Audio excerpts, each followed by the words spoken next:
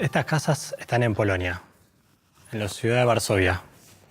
Yo las encontré buscándolas en Google Maps. Muchas de ellas no fueron arrasadas por la guerra. En cambio otras, como las del gueto, sí fueron arrasadas y solo podemos ver hoy paredes del muro perimetral. En estas casas de polacos se escondía una niña, llamada Irena. Se escondía de los nazis.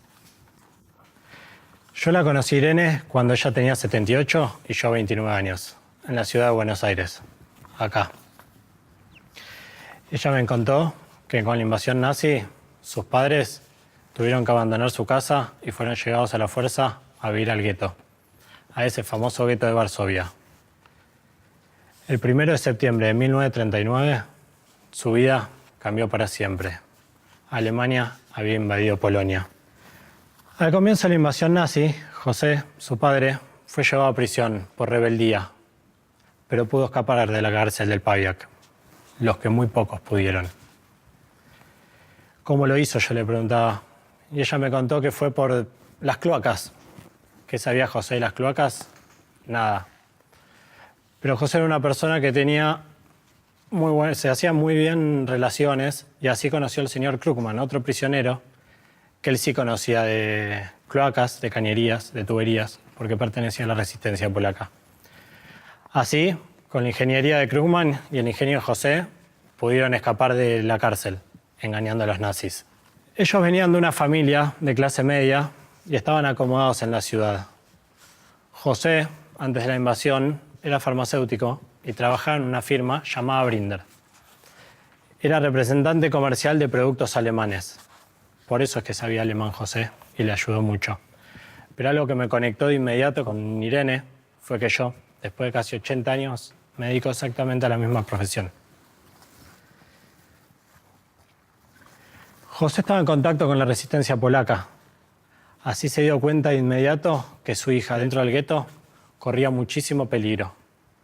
Así que le fue pidiendo a sus contactos, a sus conocidos, a sus amigos, primero a uno, luego a otro, que la tuvieran a su hija, que la ocultaran, que la tuvieran en su casa, con todo el riesgo que esto implicaba, tanto para la vida de Irene como para ellos.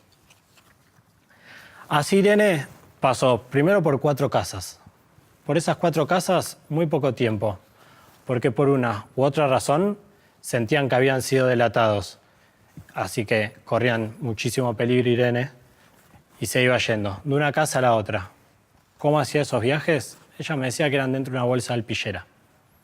Ella me decía que respiraba hondo, se quedaba inmóvil y su papá la cargaba junto a las herramientas y así se iba a trabajar, llevando a Irene y a las herramientas, caminando por la ciudad y pasando los puestos de control.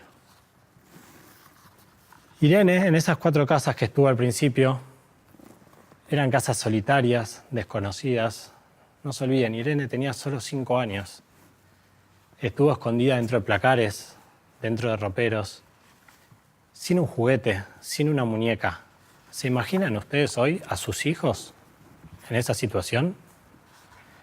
Quiero que se pongan un segundo en el lugar de Bárbara, su mamá, y piensen cómo la abrazarían, qué le dirían a su hijo, sabiendo que tal vez ese sea su último día que se vean. En la última casa en donde Irene estuvo, la cuidó un matrimonio, muy joven y sin chicos.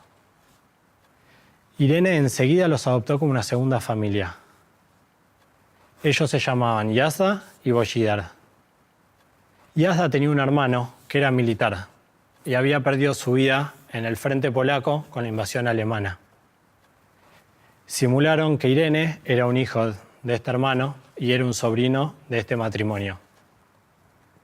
Este hermano de Yazda tenía un hijo de verdad que se llamaba Tomek, quien también vivió con sus tíos y simulaban que Irene y Tomek eran hermanos. ¿Cómo es que uno le pide a un amigo que cuide a su hija y ponga en riesgo su propia vida? Yo creía que era una conversación solemne, a escondidas, planificada, bajo un cono de silencio. Pero no. El caso de José y Božidar fue distinto. Ellos trabajaban en la misma fábrica, Y cuando de casualidad se cruzaron en el baño de la fábrica, José le contó que tenía una hija chiquita que vivía en el gueto que necesitaba esconder. Y Bosidar aceptó y le dijo, tráela, que yo me la llevo a mi casa. Los tíos la criaron esos años. Como a todos chicos, le ponían los límites, cuando se portaba bien la felicitaban, la retaban. Pero la castigaban muy fuertemente si notaban que ella estaba pensando en sus padres. Ella tenía que mantener ese personaje. Sus padres habían muerto. Ella no podía pensar en ellos. Fueron años muy duros. La guerra pasaba por las puertas de la casa. Se mataba gente sin el mínimo pudor en la ciudad, en las calles. La nieve se teñía de sangre. Tenían muchísimo hambre. Irene, algo que me contó y me impactó un montón, es que si moría un caballo en la ciudad, no importaba la causa, salía la gente de la ciudad a carnearlo, a llevarse un pedazo de carne para poder comer. Incluso Irene, siendo tan chiquita, ha salido con el cuchillo y con su hermano a llevarse un pedazo para la casa para comer. Irene logró atravesar hasta el final de la guerra, reencontrarse con sus padres. Pasaron por varias ciudades de Polonia, después pudieron irse a París y de París llegar a Argentina definitivamente. Pero sus tíos quedaron siempre en Polonia.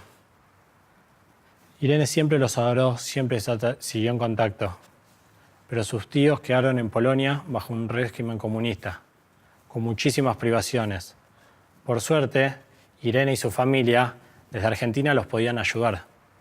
Les enviaban dinero, comida, hasta les han mandado bolsas de carbón para que puedan pasar los fríos inviernos de Polonia. Muchas veces con Irene hablamos de la vida muy concentrados, muy serios. Otras veces nos sentamos en el sillón, charlábamos de la vida y mirábamos un partido de tenis. En la época donde nos juntábamos, estaba jugando Roland Garros y a los dos nos encantaba el tenis. Así que mirábamos partidos también. A mí me encanta la forma con la que Irene siempre me habló. Porque uno cuando piensa en el Holocausto piensa en matanza, en horror, y fue así. Pero Irene era una persona muy positiva. Y ella me contó también que había gente que ayudaba, gente que daba cariño, gente que ponía su vida para salvar al otro. Se considera que por cada judío que se salvó del Holocausto, hay en promedio 10 personas no judías que arriesgaron su vida para ayudar al otro. También estaba José, estaba la resistencia, estaban los rebeldes. No solo estaban los judíos que fueron arrasados tristemente y llevados a su muerte, sino estaban quienes se podían reagrupar, quienes entendían o se daban cuenta de la situación y con mayor o menor suerte armaban sus estrategias para salvarse y para ayudar a los otros. En febrero del 2014 yo hice un viaje de estudios. Visité Polonia y República Checa. Visité sus ciudades, sus guetos, campos de concentración, de exterminio, de trabajo. Visité, conocí, recorrí, aprendí mucho. Pero cuando llegué a mi casa dije, ¿y ahora qué hago con todo esto en mi cabeza? Así fue como llegué a conocer Generaciones de la Shoah, que es una organización construida por voluntarios y tiene como misión educar, investigar, transmitir las lecciones del Holocausto. Dentro de uno de sus proyectos se llama Aprendiz. Que ahí es donde emparejan un sobreviviente de la Shoah con un joven, para que se puedan conocer, le pueda contar su historia y así el joven pueda mantener el legado del sobreviviente por muchos años más. Los encuentros con Irene siempre fueron en su casa. Rutina, una y otra vez. Juncal y Julián Álvarez llegaba, le tocaba el timbre, me abría desde el portero desde arriba, subía, cuarto piso, ni bien abría la puerta del ascensor estaba ella. Para darme un beso, un abrazo y juntos caminar de la mano hasta el living, donde me esperaba una canasta con galletitas, fiambre, una bebida, 2 vasos y muchas ganas de charlar y conocernos. En esos encuentros, Irene también me contó sobre su familia, que construyó en Argentina. No fue nada fácil. Su primer marido se llamó Pedro. Quedó embarazada, tuvo su primer hijo, Daniel. Pero mientras Irene estaba embarazada, Pedro se enteró que tenía una enfermedad muy grave. Se trataba del mal de Hodgkin. Pero se lo ocultó a Irene. Así, de esa forma, la podía ayudar y acompañar durante todo el embarazo. Para esa época, su madre, Bárbara, había empezado a enfermar y poco a poco iba perdiendo movilidad. 2 años más tarde, en abril del 66, falleció Pedro. 6 meses antes había fallecido Bárbara, su mamá. Otra vez, por 2 muertes muy juntas, Irene se había quedado en estado de orfandad y desconsuelo.